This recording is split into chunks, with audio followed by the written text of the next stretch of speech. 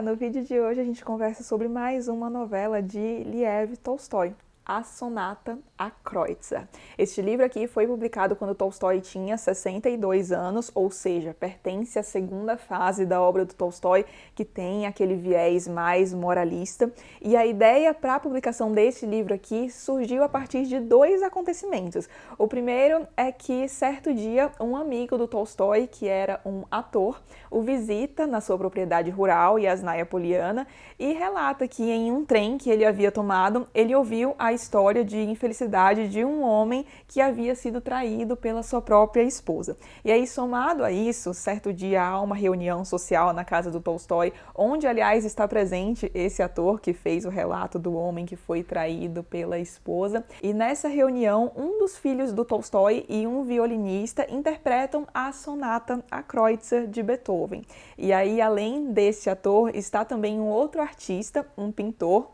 E aí, eles três conversando ali, o Tolstói, escritor, o ator e o pintor, chegam a uma espécie de desafio. Cada um fará algo que tenha relação com aquela sonata. Então, o Tolstói diz que vai escrever uma novela, o pintor teria que pintar um quadro e o ator, por sua vez, encenaria a novela de Tolstói, tendo como pano de fundo a pintura do pintor. Então, tem esse combinado aí, só que Tolstói é a única pessoa que leva a cabo o combinado, que cumpre a sua palavra, e o resultado é essa novela aqui, A Sonata a Kreutzer, que é, sem sombra de dúvidas, a obra mais polêmica de Lev Tolstói, ainda mais aos olhos do leitor do século XXI. Mas antes de falar das polêmicas especificamente, queria falar um pouquinho sobre o enredo desta novela. Só um adendo importante antes de começar a falar do enredo deste livro. Eu vou falar de um ponto daqui do livro que, pelo que eu vi, alguns consideram spoiler, mas eu sinceramente não considero um spoiler, não grave, pelo menos você descobre isso aqui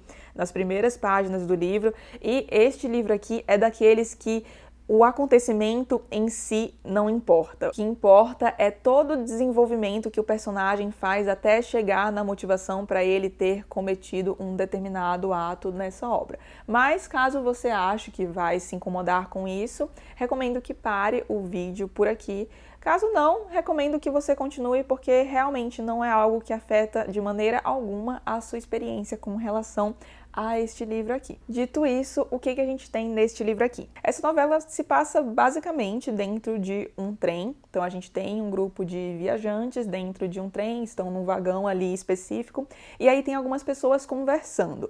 Dentre elas, uma mulher que começa a fazer algumas considerações sobre o papel da mulher na sociedade. Naquela época, a temática do divórcio estava movimentando bastante o debate público. A mulher também começava a ganhar um pouco mais de autonomia na sociedade. E aí ela tá conversando ali com um advogado sobre isso, e as pessoas começam a se interessar por essa conversa, vão ouvindo ali também, até que um senhor se intromete nessa conversa e dá umas opiniões, no mínimo, controversas. Só para vocês terem uma ideia, ele diz que isso de casamento é uma fraude, que monogamia não existe, que não é algo natural, que essa coisa das mulheres estarem ganhando mais instrução é um problema, enfim, é daí para baixo. E aí vocês podem imaginar que as pessoas ali ficam bem desconfortáveis com esses posicionamentos desse homem, e como se a torta de climão ali não tivesse suficiente, o homem diz o seu nome. Ele diz que se chama Pozdnichev.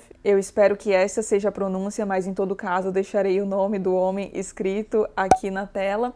Mas então ele se apresenta e diz ser esse homem que ganhou uma certa notoriedade ao ter assassinado a sua própria esposa. Aí o pessoal ali no vagão fica mais assustado, aproveita uma parada que o trem deu para pedirem para trocar de vagão, mas um homem permanece ali ao lado desse senhor, e esse homem é o que está narrando a história pra gente no início, aliás. E aí o Pozdnichev pergunta a ele se ele gostaria de ouvir a história dele, se ele gostaria de saber o que o levou a assassinar a sua própria esposa. O homem diz que sim, e aí dá início a uma espécie de narrativa moldura, porque o Pozdnichev, gente, que nome difícil de falar, o Pozdnichev assume a narrativa e ele fala que para que o homem consiga compreender, porque sim, ele acha que foi justificável matar a sua própria esposa, mas então para que ele consiga compreender o porquê de ele ter matado a sua própria esposa, ele tem que voltar lá no início da sua criação. Então ele fala um pouquinho sobre quem ele é, fala que veio de uma família muito boa, que era proprietário de terras, era um homem muito bem educado, etc. Mas que, como todos os jovens da alta classe, jovens que vinham de boas famílias russas, ele passa por um período de devassidão. Então começa a sair com mulheres, frequentar bordéis, etc. Esse tipo de coisa que, segundo os russos, era visto até como saudável, porque era como se o homem estivesse dando vazão às suas inclinações naturais. Pois é, satisfazendo suas necessidades. Só que ele fala que a partir dessa primeira queda dele para devassidão, né, um relacionamento com uma mulher com o qual ele não é casado, a relação dele com a mulher a partir desse momento muda para sempre. Aquela coisa mais pura e do respeito some. Então ele vive nessa vida boêmia aí até mais ou menos os 30 anos, até que ele encontra aquela que ele acredita que deve ser a sua mulher. E quem é essa mulher? Essa mulher é filha de um senhor de terras, de um ex-senhor de terras, na verdade. Ele era proprietário de terras, mas perde suas terras e está numa situação financeira um pouco complicada. Então tem uma situação econômica inferior à dele, mas ele decide que ela é que tem que ser sua mulher, a pede em casamento, ela aceita. Mas já no início as coisas não vão nada bem. Eles são pessoas completamente opostas, não tem assunto. Então sabe quando você tá com uma pessoa, tenta conversar com aquela pessoa, mas você simplesmente não consegue achar nenhum assunto que vocês sejam capazes de discutir por mais de, sei lá, 2 minutos? Então, é o caso do Poznichev com a sua própria esposa. E se fosse só essa falta de assunto aí, tudo bem, só que esse estranhamento entre eles começa a evoluir para uma espécie de ódio. Chega até mesmo a ser desconfortável ler essa relação entre eles, porque qualquer discordância que eles tinham já virava algo gigantesco, já começavam a brigar, se xingar, é um negócio horroroso. Só que pelo que o Poznichev fala, aqui o relacionamento era mais ou menos assim. Eles encontravam uma divergência, por mais pequena que fosse, já virava uma catástrofe, uma coisa gigantesca, brigavam muito, mas logo se reconciliavam, mas aí logo em seguida vinha outra briga, enfim, o relacionamento era essa montanha-russa, até que certo dia aparece um conhecido do Poznichev ali na sua casa, e esse conhecido era um violinista, e a esposa do Poznichev tocava piano. Então eles pensam ali já em tocarem juntos, são apresentados um ao outro. O Poznichev, que era uma pessoa muito ciumenta, já começa a ficar de olho naquilo ali, mas tenta incentivar, fala, não, vocês têm que tocar juntos, a gente vai fazer um jantar aqui e aí vocês interpretam alguma peça. E é isso que acontece, então tem esse jantar e eles interpretam a sonata, a Kreutzer, que é uma sonata para piano e para violino do Beethoven. Aliás, sonata lindíssima, deixarei o link aqui no box de informações.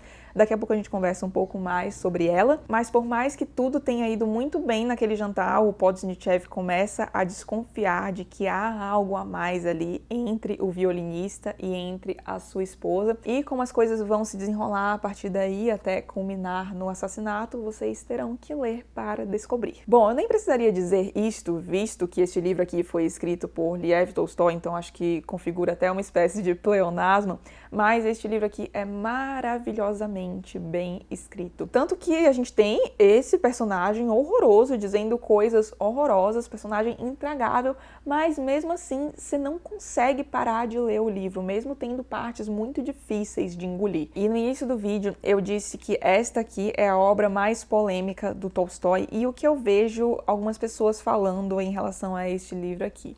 É um livro misógino, é um livro machista, é um livro ruim. E aí, antes de discutir mais essas questões, eu queria fazer uma pontuação aqui. Primeira coisa, eu sou realmente a favor de que a gente tem que julgar o livro como um produto do seu tempo. Então, ok, nada demais, na minha opinião, a gente fazer esses julgamentos, pensar, nossa, ainda bem que esse tipo de coisa não acontece hoje, porque realmente esse personagem aqui, o Poznichev, é bastante machista, tem um discurso, sim, misógino, mas eu acho que existe uma linha bem tênue entre a gente fazer essas críticas e achar que isso aqui é um livro ruim ou um livro machista, etc., por causa do que esse personagem relata. E deixando claro que essa é a minha opinião. Se você discorda, tá tudo certo. Se quiser, inclusive, fique à vontade para deixar aqui nos comentários por que você discorda, desde que com educação, é claro.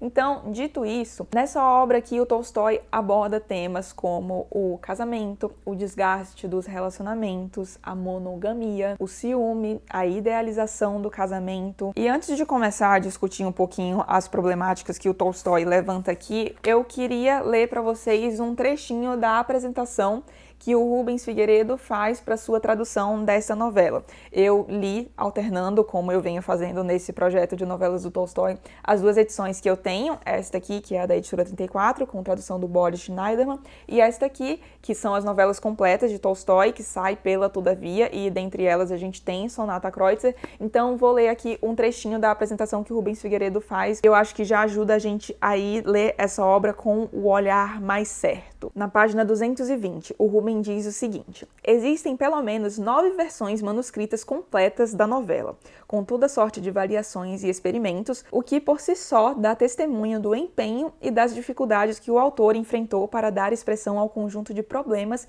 que foram se desdobrando à medida que ele escrevia. Portanto, de saída, fica claro que não se tratava de apresentar alguma tese ou certeza, pronta de antemão, mas sim de aprofundar e pôr à prova uma série de questionamentos e inquietações que se definiam e se ramificavam passo a passo com a elaboração da própria novela. E eu acho bom a gente ir com esse discurso do Rubens em mente, porque o que a gente tem aqui não é um panfleto, nem nada, como eu acredito que muitos veem isso aqui como uma pregação misógina, mas sim uma série de questionamentos que rondavam a cabeça do próprio Tolstói. O Rubens até detalha um pouco isso mais na apresentação, recomendo que vocês leiam, aliás. Mas, é claro, não vou ficar aqui passando pano para Tolstói.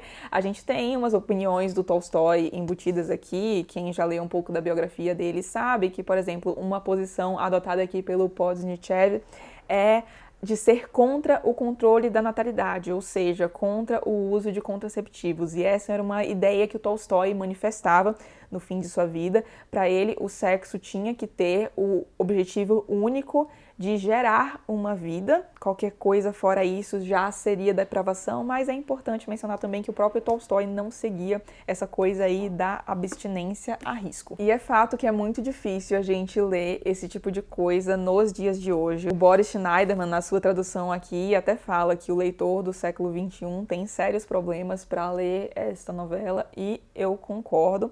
E para tentar explicar melhor essa problemática, eu vou resumir aqui, bem resumidamente, o pensamento do Podznichev no que tange a relação entre homem e mulher. Então, o Podznichev parte do princípio de que a mulher é oprimida desde praticamente o momento do seu nascimento, porque, e lembrando que a gente está falando do século XIX, tá? Porque naquele tempo a mulher já era criada visando ser moldada para conseguir casar com um bom partido. Então, por exemplo, um senhor de terras do interior da Rússia que tinha uma filha não visava uma carreira para aquela moça, mas sim a colocava em aulas de piano, aulas de costura, aulas de etiqueta. Ela aprendia a administrar a casa porque se tinha que era isso que ela ia fazer futuramente quando arrumasse um bom marido.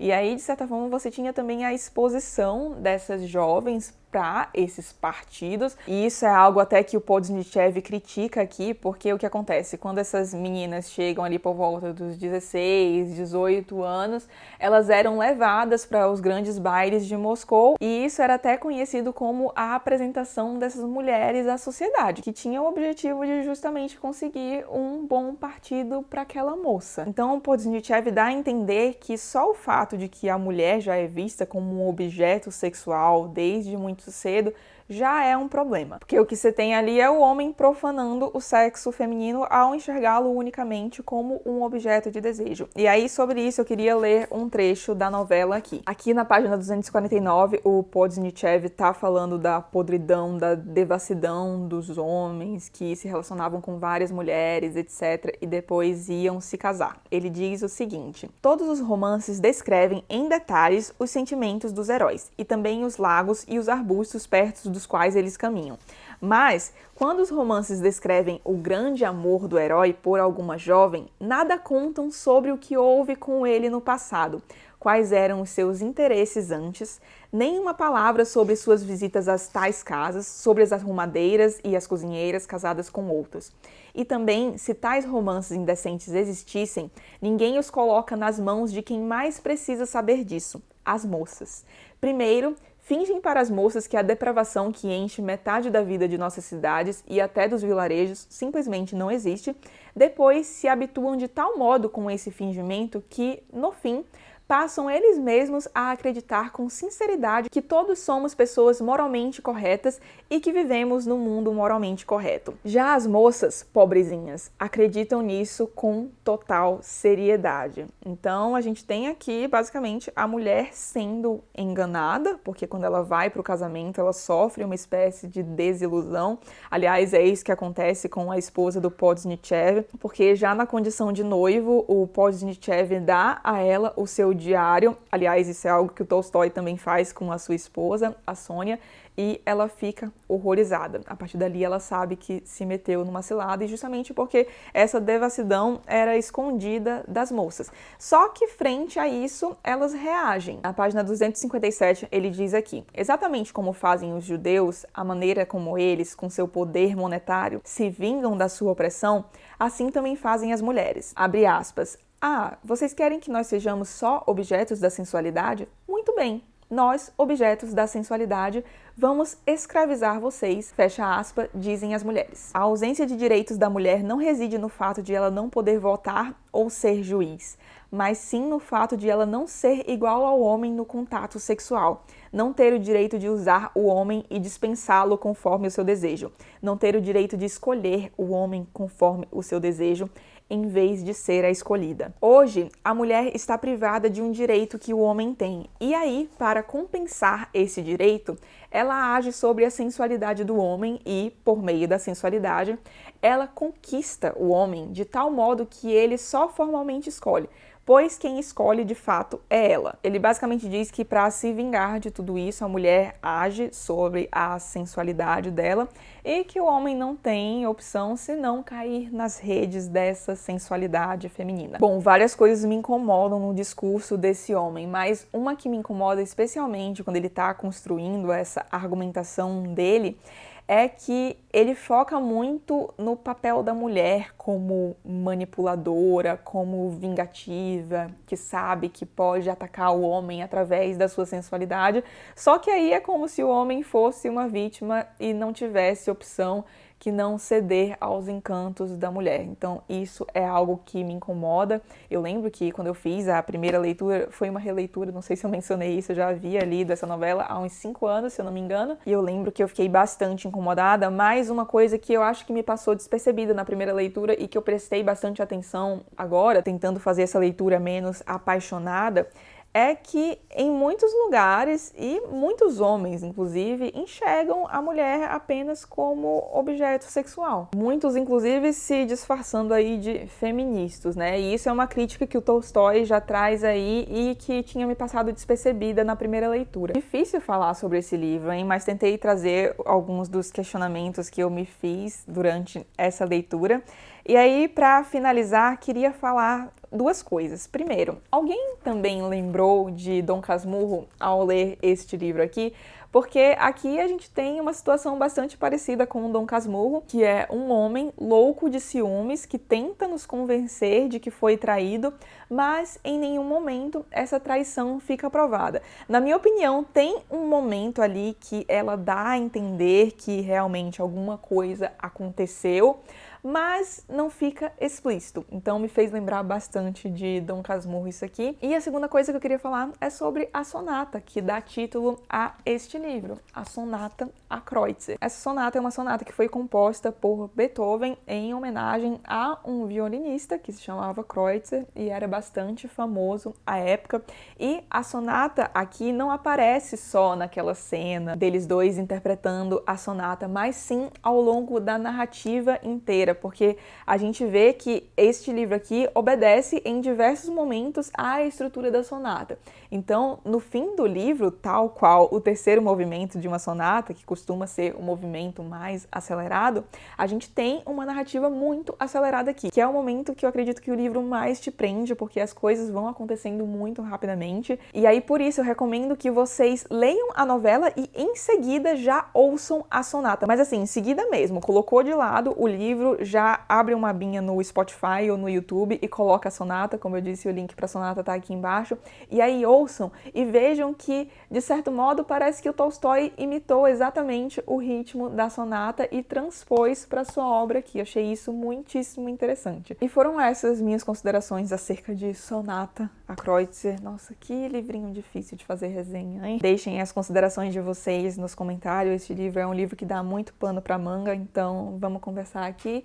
E se você gostou do vídeo, não esqueça de deixar um like e de se inscrever no canal, caso não seja inscrito ainda. Lembrando que no mês que vem eu sigo dando continuidade ao meu projeto de releituras das novelas do Tolstói, e no mês que vem a gente conversa sobre a última novela contida neste volume aqui, que é Padre Sérgio. E em setembro a gente finaliza o projeto aqui no canal através de Raji Murad. Então fica aí as próximas leituras para quem também está acompanhando o projeto. Um beijo e até o próximo vídeo.